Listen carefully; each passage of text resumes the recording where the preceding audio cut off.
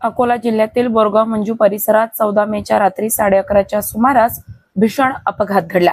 Diesel संपल्याने रस्त्याच्या मध्यभागी कोणतेही इंडिकेटर किंवा इशारा न देता उभ्या असलेल्या कंटेनरला इको कारने जोरदार धडक दिल्याने हा अपघात झाला आहे।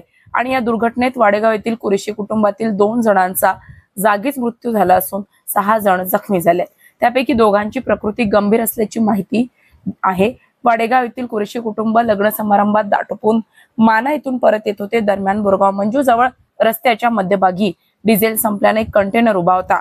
मात्र संबंधित कंटेनर चालकाने कोणताही इंडिकेटर किंवा इशारा न दिल्याने मागून येणाऱ्या इको गाडीला कंटेनर दिसून आला नाही आणि गाडी थेट कंटेनरवर आदळली।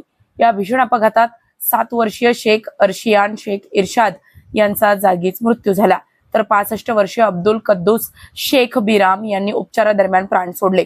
या घटनेमुळे संपूर्ण वाडेगाव परिसरात हळहळ व्यक्त केली जात आहे।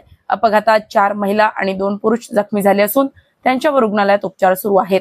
त्यापैकी 2 जणांची प्रकृती चिंताजनक असल्याची माहिती समोर आली आहे।